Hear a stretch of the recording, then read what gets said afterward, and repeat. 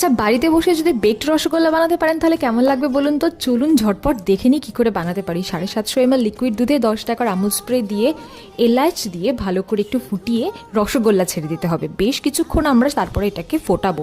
তারপর একটা জায়গায় করে আমরা রসগোল্লাগুলোকে বার করে নিয়ে দুধটাকে আরও একটু বেশি গাঢ় করে তারপরে দুধটাকে ভালো করে রসগোল্লার ওপরে ছড়িয়ে দিয়ে 3 মিনিটের জন্য 180 ডিগ্রিতে আমরা মাইক্রোওয়েভকে প্রিহিট করে তারপরে যে রসগোল্লাগুলো আছে সেইগুলোকে মাইক্রোওয়েভের পেটের মধ্যে ঢুকিয়ে দিয়ে ততক্ষণ অবধি ওয়েট করব যতক্ষণ না মাইক্রোওয়েভ সিগন্যাল দেয়।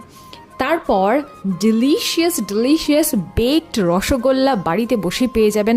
আপনাদেরকে সত্যি বলে বোঝাতে পারবো না যে কতটা সুন্দর এই বেকড রসগোল্লা আপনারা পেয়ে যাবেন।